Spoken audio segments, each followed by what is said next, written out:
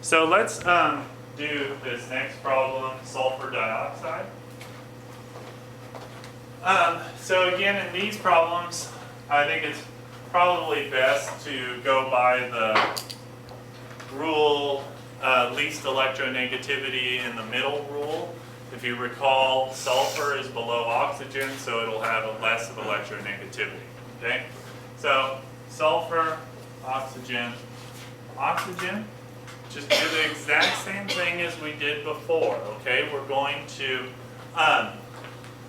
just put the correct amount of electrons in relation to the Lewis structure, or the valence electrons. So oxygen is going to have 1, 2, 3, 4, 5, 6. Right? Oxygen has 1, 2, 3, 4, 5, 6. Sulfur also has 6. Okay? But in this case, hopefully you notice, sulfur is missing 2 electrons. Okay?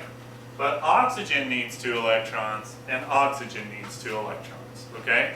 So since sulfur normally could only take 2 electrons, and we know this compound exists, we also know that sulfur must be expanding its valence, is what we have to assume. Okay? Is everybody okay with that justification?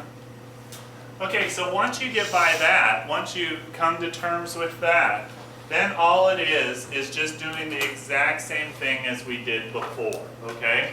Just like connecting bonds by sharing electrons, okay? So in this case, this oxygen needs to complete its octet, and this oxygen needs to complete its octet. The sulfur is going to go over its octet to expand its valence, okay? So when it does that, we're going to show the double bonds here. So like that. Like that. So hopefully you think that's weird that that sulfur is making those bonds with those electrons that seem to be already in there. But again, why is it doing that? It's because it's expanding its valence.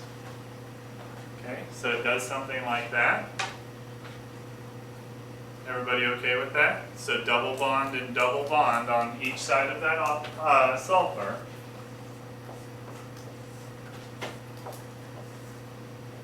But we got to also put our lone pairs in.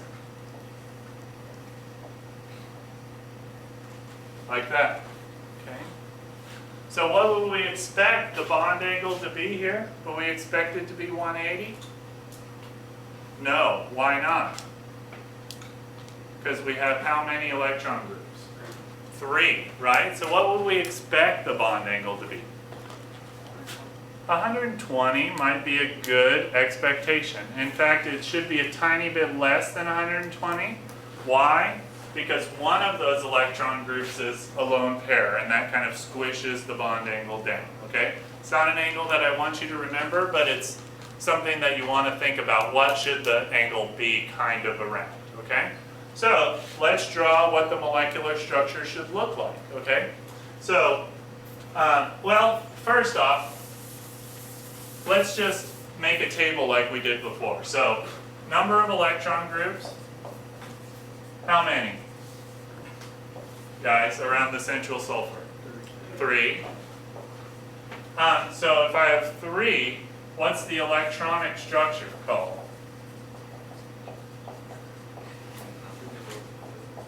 Yeah, trigonal planar.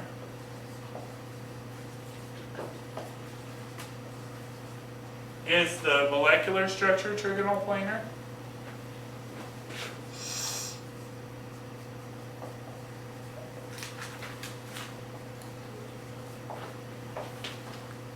What's the molecular structure?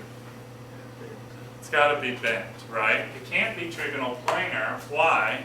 Because it would have to have how many atoms around the central sulfur? 3, right? So since it's only got 2, it's got to be bent. So this is not what the molecule looks like, right? It actually looks kind of like something else, right? So it looks like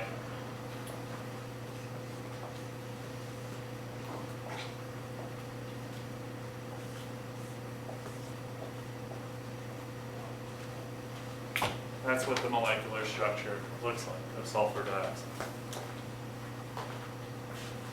So is everybody okay with doing something like this?